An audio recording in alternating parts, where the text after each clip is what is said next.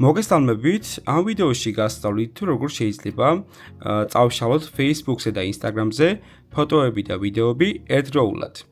კარგი, დავიწყოთ, მოდი Facebook-ით, გავხსნათ Facebook-ი და შემდეგ გადავიდეთ ჩვენს თავარ გვერდზე, დავაჭიროთ შემდეგ 3 წერტილს და ავრჩიოთ აქტივობის ჟურნალი.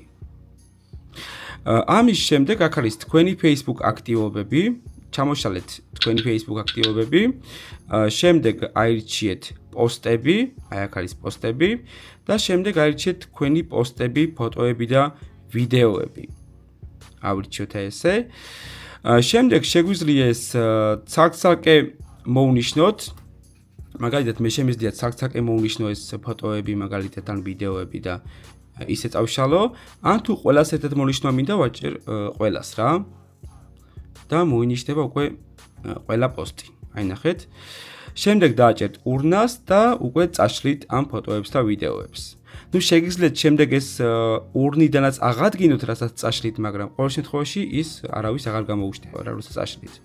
ურნაში რო შეხვალთ, შეგიძლიათ უკვე სამუდამოდ წაშალოთ ფოტოები და ვიდეოები. ეს Facebook-ზე. ხოლო Instagram-ზე რაც შეეხება, გახსნით Instagram-ს.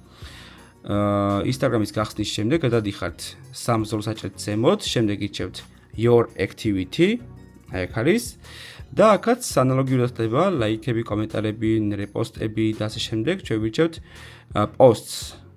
ნუ პოსტის შემთხვევაში წავშლით მხოლოდ ფოტოებს და Reels-ის შემთხვევაში წავშლით ვიდეოებს რა. აქ არის highlight-ებიც და ასე შემდეგ.